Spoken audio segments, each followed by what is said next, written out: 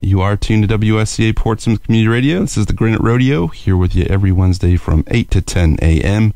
Let's see, so we are going to play a cut from Red Tail Hawk, and I'm joined in the studio this morning with Benny Z from Red Tail Hawk, so we'll come back and talk to him after this track is done, and we will also play something from another release he has out called Benjamin Cray. We'll talk about what he's got coming up, a festival he just played last Saturday, and yeah, we're just gonna riff, so we'll see where it goes. But here is Red Tail Hawk here on the Granite Rodeo. Thanks for tuning in.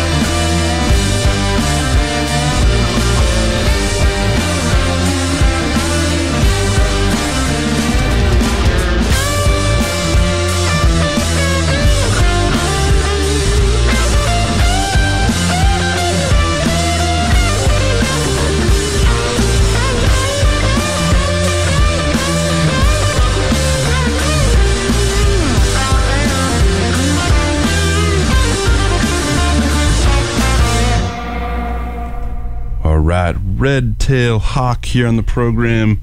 We heard the track Free Me off of the 2014 release Magnetic Malaise. I'm joined in the studio this morning with Benny Z, frontman of Red Tail Hawk. How are you, Benny? Doing great, Chris. Thank you so much for having me. Yeah, thanks for stopping by, man. Yeah. Appreciate it. So what's going on? You let's talk about this past Saturday, Music Festival in Exeter, which is where you're currently residing. I am. So tell us a little bit about that. Tell us about the energy that seems to be in Exeter currently. It blew me away, Chris. I was both surprised pleasantly and really taken aback by the community's support, the number of vendors, musicians performing. I had no idea it was the scale at which it would really achieve. So kudos to the community, to the organizers. An honor to be there. Beautiful venue. Better than I could have ever expected. So I'm looking forward to doing more in my new hometown. How long have you been in Exeter for? A little over a year. Right on. Yeah. Yeah, that is a beautiful spot right there on the river. And, I like... Yeah, just how it's just a straight shot. It's called Swayze Park, right? Yeah, Swayze Park or Parkway. Pretty sweet. Yeah. Just walk down. The vendors are all set up. Stage. There's a couple of different stages in town, too, which I think makes that a unique thing. You got the bandstand right in the heart of downtown as well that you can check out. And, yeah. Super historic, beautiful colonial capital, strategic stronghold, I guess. The... Founding fathers knew what they were doing. Sure. So that event organized by Team, if I'm not mistaken. Team, that's right. And TVP Records. TVP. Yeah. Mr. Scott Ruffner. Yeah, he's doing a great job. I feel grateful to Scott. He's booked our project at a number of full band venues where we throw down and jam, and also we do an acoustic duo thing. So my bassist and I, Mike Gruen, or my guitarist and I, Eric Turner, will throw down at some of the local venues in Exeter and Dover and Portsmouth. And cool. It's fun. So let's talk a little bit about Red Tail Hawk. Let's talk about how long the band has been around for, and how it has morphed over the years. And yeah, if you could just shed some light on the project in general, so people can become hipper to it, that'd be great. Definitely, and great opportunity to do it here on the air. So we started performing in 2011. Our first show, like I mentioned, was at the Firehouse Center for the Performing Arts in Newburyport, which is my hometown, and the founding members of our band's hometown. So we all kind of grew up in Newburyport, playing together in jazz band in middle school, and my bassist and I, Mike, we were in a punk rock band in 5th grade. I actually was kicked out of that band for fired. Yeah, but so we went on tour or to music school. I was touring nationally and played down in Costa Rica. Played 220 shows in 2009. Or so, with a band called Endway, and that disbanded. Actually, the lead singer, he's super talent, got signed by Sony, and we had collaborated on some records. It all got pulled from the web and subsumed into Sony's catalog. Sure. Could be playing as elevator music in Beijing, who knows? Yeah, right. But he's killing it, like writing commercials out in LA, and that's his path, and I'm more on a more, I guess, like follow my heart creative path, and I love collaborating with friends. These guys are lifelong friends, even newer members. So it started out with Alex Sandman, who was literally a childhood friend, lead guitarist, collaborator, Mike Gruen, and then Brett Bashaw on drums. Brett left the band. He moved down to Austin. He was following his path. That was great. Pete Whitehead joined on drums. He's a slayer. Killer drummer. He also plays now with Liz Frame and the Kickers. So, and now a gentleman named Reed Deffenbach, who is just a killer funk jazz drummer. He's bringing a whole new flavor to the band. He plays in Moon Boot Lover with Mike Gruen, our bassist. So they're super tight and also loose in like just the right ways. Yeah. And we've been building a scene, you know, around the Boston area and up to here and to Portland, Maine, thanks to the good graces of some of our booking agents up in Portland, and just trying to draw concentric circles and expand the breadth of the band. But since 2011, we've played countless shows as a full band, an acoustic duo, trio thing, and we're always looking for opportunities to just spread the love. Sweet. Yeah. It's good stuff, man. And you had mentioned when you came in that you're working on a new record with the band?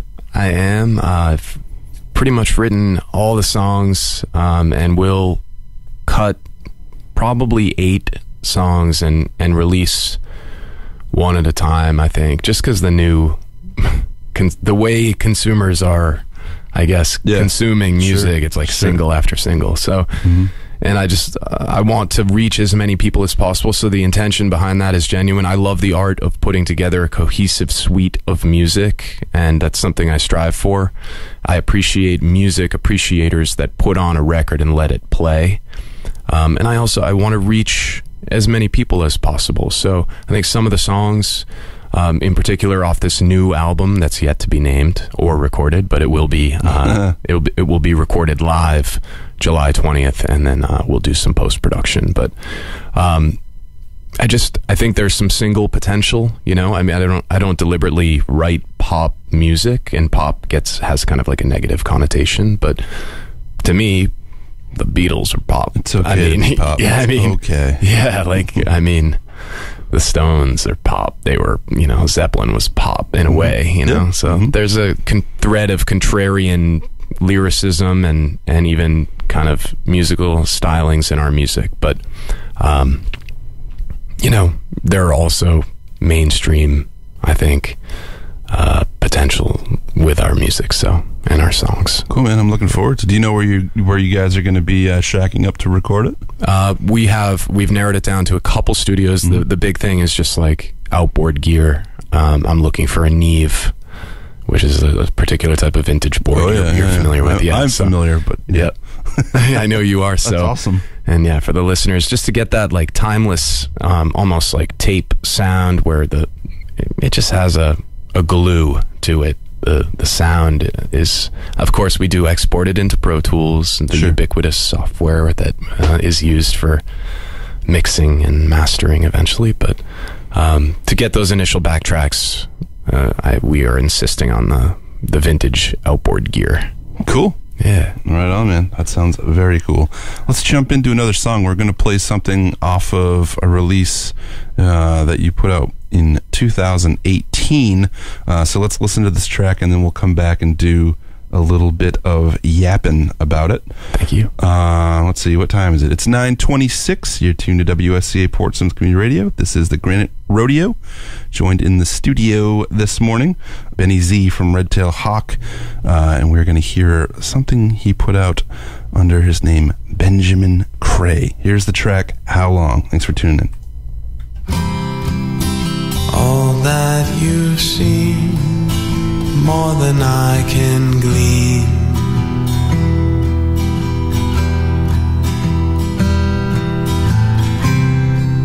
A sweet summer breeze brings back memory of you. I can't let you go. How long would you wait for me?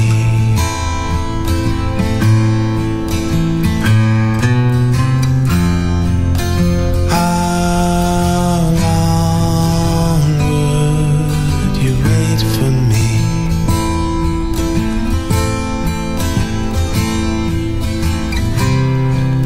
I wish I could say my heart was torn, but it's not. But now we're apart, my oath sworn. You want me to stay. How long would you wait for me?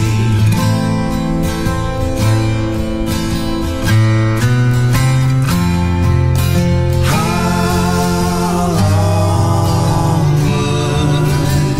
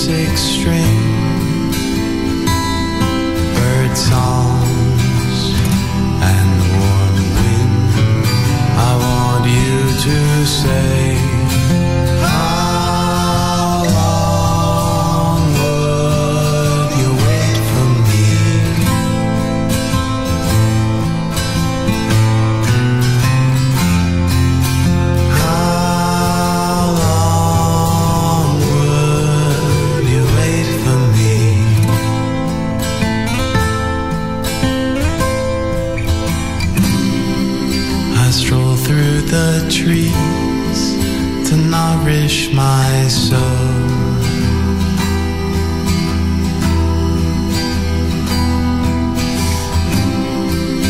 In all the whole, doing my part, following my heart, for this is my role.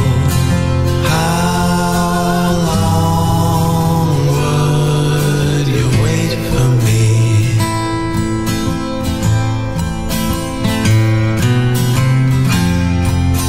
How long would you wait for me?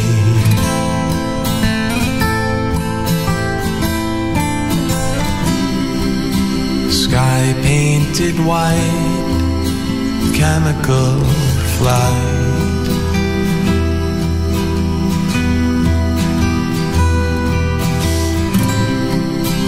How do they sleep? Nobody's right. Everything feels wrong. How long would you wait for me?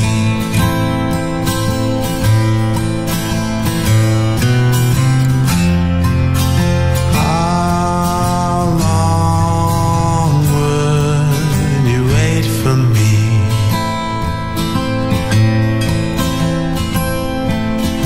Everything's alright, nobody's wrong. I'm leaving tonight, we have to be strong. Will you please wait, no matter how long? This bird's in flight, I'm already gone. How long would you wait for me?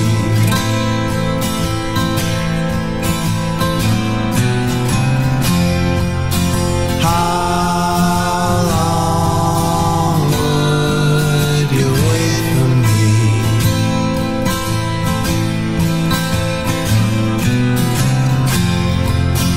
How long would you wait for me?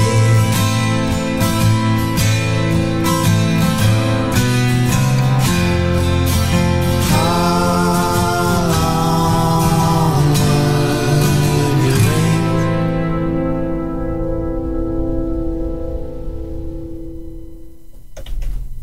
All right. Benjamin Cray here on the program. Time is 9:32. You heard the track How Long from the album Sketches. And Ben is in the studio. So, Yeah. you know, we heard Red Tail Hawk a few moments ago, and then we jump into your Benjamin Cray stuff, and obviously the dynamics are much different things. This Benjamin Cray record has 19 tracks on it, which is quite a haul for a record. So let's talk a little bit about sort of the impetus behind putting out this record. The impetus for exposing Sketches was to share kind of the creative process, like a glimpse behind the scenes of the writing process. And some of them are literal sketches that were first takes, like iPhone voice memos that I then kind of like mastered just to level everything, but they were like done without overdubs or even second takes. And I've always felt that the initial magic of the first demo is hard to replicate in the studio. You played Magnetic Malaise first, and at times on that album I feel we were able to achieve it to a great extent, which comes with just approaching the process honestly and not contriving songs and trying to just recreate and recapture that initial magic that you cultivate in a first demo. Sketches is quite literally comprised of the first demos for the most part, with minimal production or overdubs, just in my opinion. Little tasteful things that were added. In the case of How Long, Tim Phillips at Mercy Sound Studios down in New York. He played some acoustic guitar that was quite gorgeous, and mixed it nicely and mastered it. So How Long I felt would translate best over the radio, but I do encourage listeners to check out all of Sketches. For me, it's a little bit uncomfortable, and I think that challenge of putting something out that's so raw and honest as a listener and a fan of music, that's what I want. I want that behind the scenes thing. Sure. You know? Had you done anything like that in the past? You know, obviously you've probably recorded, you know, your own demos in your bedroom or whatever, but had you presented yourself to the public in such a way in the past? I can't say I have to the public, except for maybe in a live format. Sure. Where you actually do a live recording in front of an audience.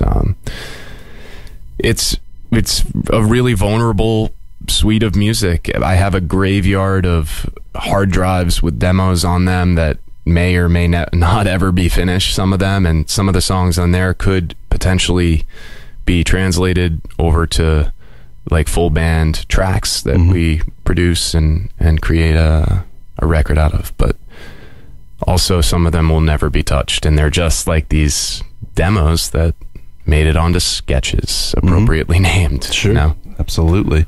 I was going to ask, it's not funny, but you just use the word vulnerable. I was going to ask, like, you know, going from a solo thing such as Sketches to a band, do you find yourself to be more, do you prefer playing in a band format, or do you appreciate the challenge and the vulnerability of playing solo shows and or putting out this solo record where there isn't a whole lot of other things happening around you where you can try to get lost or whatever?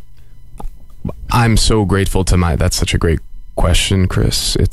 They're so different. They're at the opposite ends of the spectrum. So a local singer-songwriter who's quite prolific, a man named Lucian Parkin from Newburyport, or the Newburyport area, he said to me once that when you're a band, you're a force. When you're a soloist, you're a target.